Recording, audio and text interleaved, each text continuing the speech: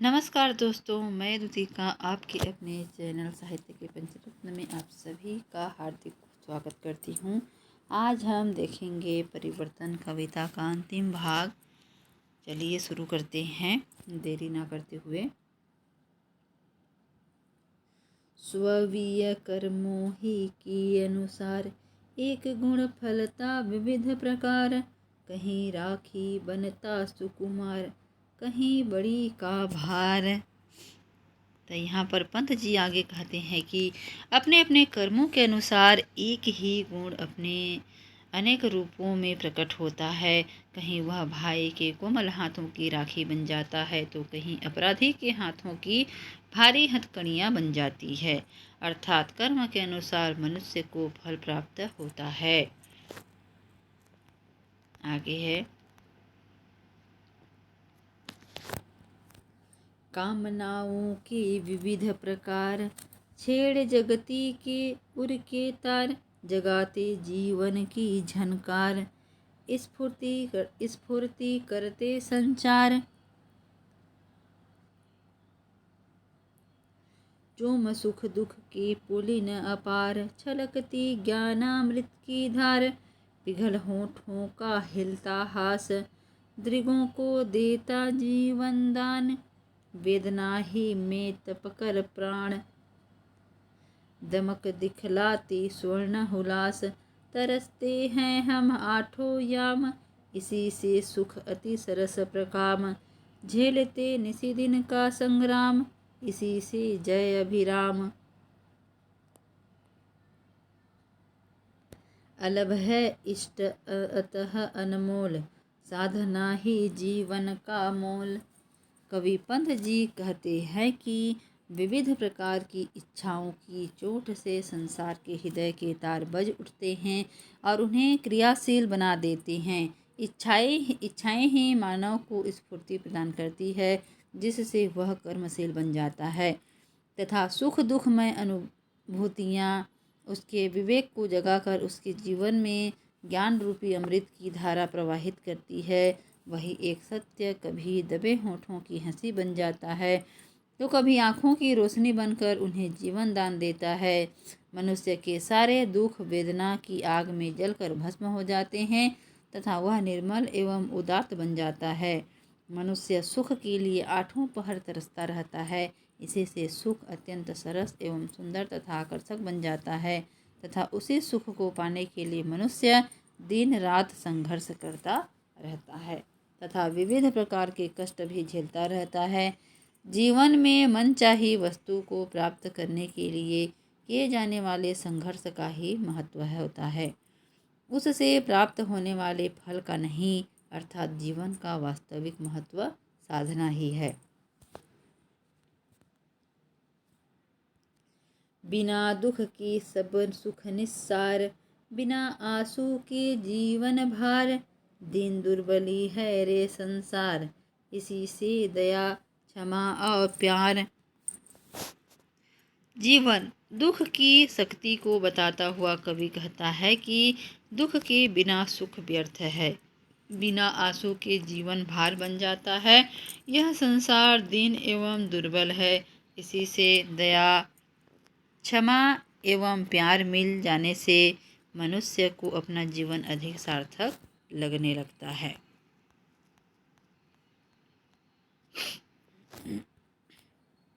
आज का दुख कल का आह्लाद, और कल का सुख आज विषाद, समस्या स्वप्न गुण संसार, पूर्ति जिसकी उस पार, जगत जीवन का अर्थ विकास, मृत्यु गति क्रम का ह्रास। यहाँ पर क्रम का ह्रास है, इस तरह का ह्रास है ना। तो यहाँ पर कवि कहते हैं कि आज का दुख कल का आह्लाद है तथा कल का सुख आज का विषाद है। यानी दुख के वक्त हम उसे दूर करने के लिए जो प्रयत्न करते हैं उसी से हमें सुख की प्राप्ति होती है। उसी प्रकार कल हम जो सुख भोग चुके हैं वही आज हमारे दुख का कारण बन जाता है। सुख दुख का यह चक्र स्वप्न के रहस्य के समान दुर्बोध्य होता है, अर्थात सुख दुख का आना जाना समझा नहीं जा सकता। यह रहस्य एक गूढ़ प्राकृतिक नियम सा होता है। अतः इस समस्या का समाधान इस लोक में न होकर किसी अन्य लोक में ही संभव है। इस जगत में जीवन का अर्थ है विकास एवं मृत्यु का अर्थ है विकास की उस प्रक्रिया का रुक जाना, अर्थात गतिशीलता का रुक जाना, अर्थात कर्म ही जीवन है एवं अकर्मण्यता मृत्यु है। हमारे काम न अपने काम, नहीं हम जो हम ज्ञान, अरे निज छाया में उपनाम, छिपे हैं हम अपरूप, छिपे हैं हम अपरूप। गवाने आए हैं अज्ञान, गवा कर पाते स्वयं स्वरूप। कवि के अनुसार जीव ब्रह्म के इशारे पर नाचने वाला कठपुतली है। हम कोई भी कार्य अपनी मर्जी से न करके किसी अन्य शक्ति ब्रह्म द्वारा प्रेरित किए जाने पर ही करते हैं। जीव ब्रह्म शक्ति का ही प्रतिरूप बनकर आता है। जीव का शरीर आत्मा को तथा आत्मा के माध्यम से उस ब्रह्म को जानने का साधन मात्र है। इस संसार में हम अपने रूप नाम युक्त शरीर को अज्ञात रूप से गंवाने, इससे मुक्ति पाने के लिए आए हैं।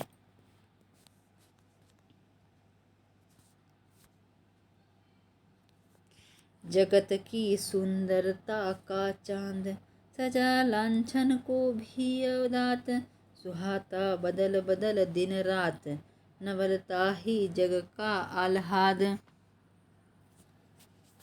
कवि के मतानुसार परिवर्तन के कारण होने वाली नवीनता संसार के लिए सदैव आनंददायक होती है एवं वह नवीनता को ही आनंद का जनक घोषित करता है। जिस प्रकार संसार की सुंदरता का प्रतीक चंद्रमा माना जाता है, परंतु उसमें लगा काला धब्बा उसकी शोभा को कम न करके उसे और अधिक शोभनीय बना देता है, जिससे उसका सौंदर्य अवर्णनीय हो जाता है। यह चंद्रमा महीने की तिथियों के साथ घटता बढ़ता हुआ अपने रूप को परिवर्तित करके नए नए रूपों में प्रकट होकर संसार को आनंद प्रदान करता है।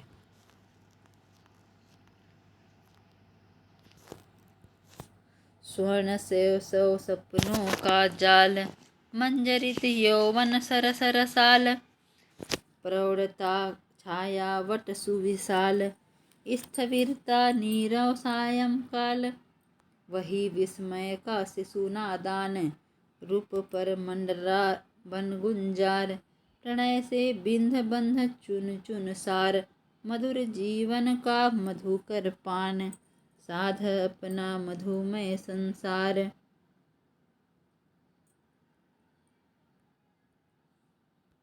डुबा देता निज तन मन प्राण,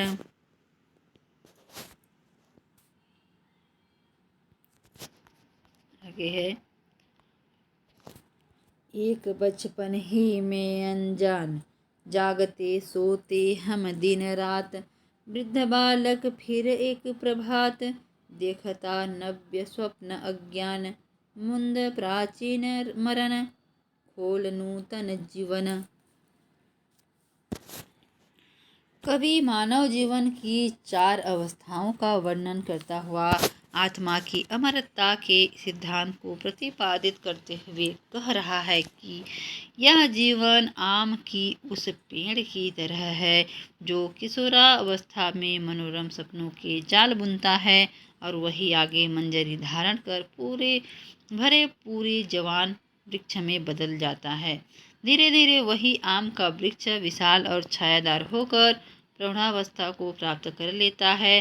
फिर आता है स्थविर की तरह विराग भरा बुढ़ापा और सबसे अंत में आता है जीवन का सूना सायंकाल अर्थात मृत्यु। फिर वही प्राण एक नादान बच्चे के रूप में इस संसार में जन्म लेता है, विस्मय से उसे निहारता है। आगे वही जवान भ्रमर के रूप में सुंदर फूल पर मंडराता है, उसके प्रेम का गीत गुनगुनाता है, प्रेम में बिंधता है तथा उसमें बंध भी जाता है। वह फूल के मधुर रस मकरंद का पान करके उसके जीवन के सार तत्व को चुन लेता है। वह फूल के रूप और मकरंद में अपनी चाहत का मधुर संसार आबाद कर देता है। तन मन और प्राण अर्थात सर्वस्व उसी फूल पर न्यौछावर कर देता है। दिन रात कवि दिन रात कहते हैं कि बाल्यावस्था में अपने आसपास से अनजान होकर हम दिन रात सोते जागते रहते हैं। वृद्ध और बालक दोनों जीवन का सवेरा चाहते हैं। दरअसल वृद्ध ही अगले जीवन की चाह में बालक के रूप में जन्म लेता है और जीवन के नए अनजाने सपनों को देखता है। उसके पुराने शरीर अर्थात बूढ़े शरीर की मृत्यु के बाद बालक के रूप में उसे नए शरीर और जीवन की प्राप्ति होती है। अभिप्राय यह है कि जीवन एवं मृत्यु के चलते रहने वाले चक्र का आधार मानव शरीर है। आत्मा वृद्धावस्था से जीर्ण शरीर को त्याग करके पुनर्जन्म लेकर नया शरीर धारण करता है। अपरिवर्तनशील सर्वशक्तिमान ब्रह्म का अंश होने के कारण आत्मा परिवर्तन के प्रभाव से अछूती रहती है। परिवर्तन के कारण केवल शरीर का नाश होता है।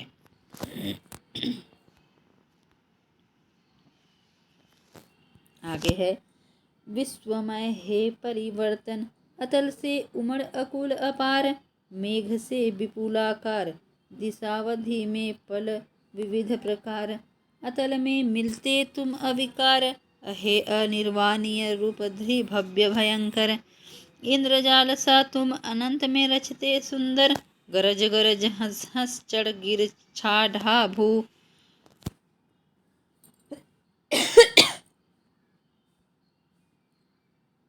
छा भूअंबर, करते जगती को आशाओं का इंद्र चापवर, अरे तुम्हारी भीम भ्रुकुटी पर अटका निर्भर।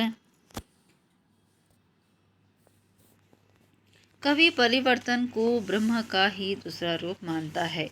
जिस प्रकार ब्रह्म का रहस्य ज्ञात है, उसी प्रकार परिवर्तन का रहस्य भी हमारी समझ के बाहर है।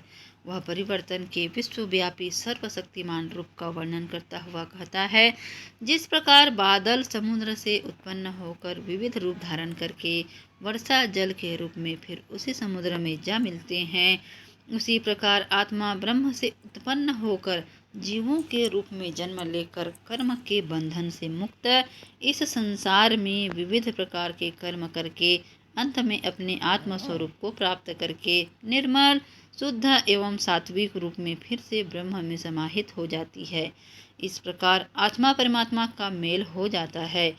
आगे कवि कहता है कि परिवर्तन अवर्णनीय है तथा ब्रह्म के ही समान उसका भी इस यथार्थ वर्णन असंभव्य है। हे परिवर्तन, तुम्हारा स्वरूप अनिर्वचनीय है। कभी भव्य रूप धारण कर लेते हो तो कभी भयंकर रूप बना लेते हो। तुम बादल के रूप में आकाश के भीतर जादू के समान कभी अनेक सुंदर रूप धारण करते हो।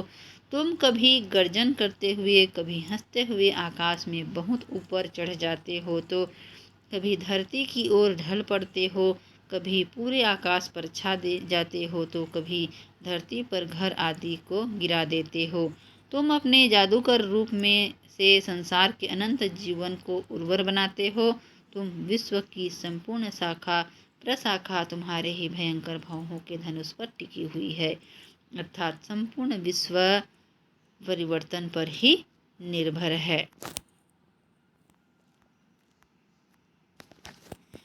एक अबहु के बिच अजान, घूमते तुम नित चक्र समान, जगत की उर में छोड़ महान, गहन चिन्हों में ज्ञान, परिवर्तन कर अगणित नूतन दृश्य निरंतर, अभिनय करते विश्व मंच पर तुम माया कर, जहाँ हास के अधर अश्रु के नयन करुणातर, पाठ सीखते संकेतों में प्रकट अगोचर, शिक्षा स्थल यह विश्वमंच तुम नायक नटवर, प्रकृति नर्तकी सुघर, अखिल में व्याप्त सूत्रधर, पंत जी कहते हैं कि एक और अनेक के बीच तुम न जाने क्यों हर दिन चक्र बनकर घूमते हो और इस संसार के हृदय में अपने गहन यात्रा के चिन्हों को स्मृति के रूप में छोड़ जाते हो। तुम बड़े मायावी अभिनेता हो। इस विश्व रूपी रंगमंच पर हमेशा नए नए रूप धारण करके अभिनय करते हो। यह विश्व रंगमंच एक शिक्षा स्थल है और तुम ही उस रंगमंच के नायक और नटराज हो। तुम्हारे भांति भांति की दृश्य और अदृश्य संकेतों के जरिए देखने वालों के होठों पर हंसी का और करुणाद्र आँखों में आंसू का पाठ सीखते हैं। सुंदर प्रकृति तो तुम्हारी रंगमंच की नर्तकी मात्र है और इस संपूर्ण संसार का सूत्र संचालन करने वाले तुम हो, अर्थात अखिल विश्व का सूत्राधार परिवर्तन ही है। हमारे निज सुख दुख निःश्वास तुम्हें केवल परिहास, तुम्हारी ही विधि पर विश्वास हमारा चिर आश्वास। हे अनंत हतकंप तुम्हारा अविरत स्पंदन, सृष्टि सिराओं में संचारित करता जीवन। खोल जगत के सत सत नक्षत्रों से लोचन, भेदन करते अंधकार तुम जगत का क्षण क्षण। सत्य तुम्हारी राजयष्टि, सन्मुख नत त्रिभुवन भूप अंकिंचन। अटल शांति नित करते पालन। सर्वात्मवाद के अनुसार इस विश्व के कण कण में ब्रह्म की ही सत्ता प्रतिभासित होती है तथा ब्रह्म ही सबका नियामक एवं संचालक है। कवि परिवर्तन को सत्य दृष्टा एवं निष्पक्ष विश्व नियंता शासक के रूप में चित्रित करता है। उसकी मतलब है परिवर्तन की दृष्टि में मानव के सुख दुख का कोई महत्व नहीं है और न वह उनसे प्रभावित भी होता है। वह मानव की भावनाओं को कोई महत्व नहीं देता, उन्हें मात्र अपना खिलवाड़ समझता है, क्योंकि अपने सुख दुख की अनुभूतियों के क्षणों में मानव एक व्यक्ति एक इकाई मात्र रह जाता है, जिससे वह विश्वजन्य न्याय की स्थापना नहीं कर पाता। हे अनंत हृदयों को आंदोलित करने वाले, तुम्हारा निरंतर स्पंदन ही सृष्टि की सिराओं में जीवन को संचारित करता है। तुम ही तारों के समान सैकड़ों आंखें खोलकर सृष्टि के अंधकार को क्षण प्रति क्षण नष्ट करते हो। सत्य तुम्हारा राजदंड है और उसके सामने तीनों लोग अपना सिर झुकाए खड़े हैं, अर्थात परिवर्तन सत्य स्वरूप है एवं सत्य को आधार बनाकर निरंतर शासन करते रहता है। परिवर्तन की शक्ति के सम्मुख तीनों लोग मस्तक झुकाते हैं एवं बड़े बड़े राजा महाराजा उसके सम्मुख निरीह बनकर उसके इस अटल शासन का पालन करते हैं। तुम्हारा ही अशेष व्यापार, हमारा भ्रम मिथ्याहंकार। तुम्ही में निराकार साकार, मृत्यु जीवन सब एकाकार। अहे महाबुद्धि लहरों से सतलोक चराचर, क्रीड़ा करते सतत तुम्हारे स्फीत वक्ष स्तर पर। क्रीड़ा करते सतत तुम्हारे स्फीत वक्ष पर, तुंग तरंगों से सतयुग सत सत कल्पांतर।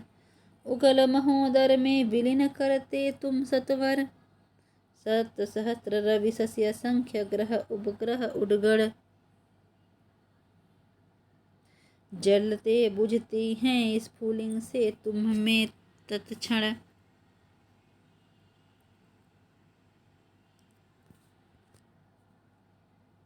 अचिर विश्व में अखिल दिशावधि कर्म वचन मन, तुम ही चिरंतन। अहे विवर्तन हीन विवर्तन। परिवर्तन विश्व में अपना विविध रूप प्रस्तुत करके संसार को भ्रम में डालता है, पर वह मूलतः एक रूप ही बना रहता है। कवि कहता है कि परिवर्तन तुम्हें संसार के सारे क्रियाकलापों के करता हो। हमारा कर्तव्य केवल भ्रम तथा झूठा अहंकार मात्र है। तुम्हारे भीतर निर्गुण सद्गुण मृत्यु और जीवन सब एक रूप में समाये हुए है। हे विराट समुद्र वाले परिवर्तन, तुम्हारी चौड़ी छाती पर लहरों के समान सैकड़ों लोग जड़ और चेतन निरंतर खिलवाड़ करते हैं। तुम ऊंची तरंगों के समान सैकड़ों युग और युगांतर को कभी अपने विराट पेट पर प्रकट करते हो और कभी जल्दी से उन्हें निगल लेते हो। सैकड़ों हजारों सूर्य, चंद्रमा, असंख्य तारे, ग्रह उपग्रह अग्नि के कण के समान क्षण क्षण तुम्हारे भीतर जलते और बुझते हैं। इस नश्वर विश्व में एकमात्र संपूर्ण देश, काल, मन, कर्म, वचन, चिरंतन तुम ही हो। हे चिरंतन, तुम परिवर्तनहीन हो और तुम ही परिवर्तन कारक हो। अभिप्राय यह है कि परिवर्तन के विविध रूपों एवं कार्यकलापों को देखकर ही मनुष्य को ब्रह्म के अस्तित्व का आभास होता है। इस संसार में सारे कर्मों के एकमात्र कारण एवं संचालक परिवर्तन ही है। परिवर्तन स्वयं परिवर्तनशील है। वह सदा एक रूप, एक रस में बने रहता है, परंतु अपने संकेतों द्वारा संसार में सतत परिवर्तन करते रहता है। अर्थात परिवर्तन विश्व में विविध प्रकार के परिवर्तन करते रहने पर भी स्वयं एक रूप ही बना रहता है। तो यहाँ पर हमारी परिवर्तन कविता समाप्त होती है दोस्तों, और इसके बाद हम जल्द ही किसी दूसरे टॉपिक पर चर्चा करेंगे। और आप लोग यह कविता तीनों भागों को अच्छे से देख लीजिए, यह परीक्षा की दृष्टि से बहुत ही महत्वपूर्ण है।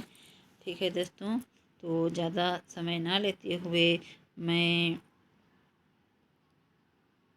आप लोगों को बता देती हूँ कि परीक्षा बहुत ही नज़दीक है, तो आप लोग अच्छे से पढ़ाई करिए, तो क्योंकि पढ़ाई ही जीवन का सार है, तभी आगे बढ़ेंगे। तो ठीक है दोस्तों, चलिए मैं अपने वीडियो को विराम देती हूँ। आप जो भी पढ़ना चाहें, जैसा भी हो, आप लोगों को वीडियो अच्छी लगे, जैसा भी लगता है, आप लाइक, कमेंट, सब्सक्राइब ज़रूर करें, ताकि हमको भी पता चले कि आपको कैसा लग रहा है हमारा वीडियो, ताकि और अच्छे से बना पाएँ और अच्छे से उसमें सुधार करके लाए। ठीक है दोस्तों, धन्यवाद दोस्तों।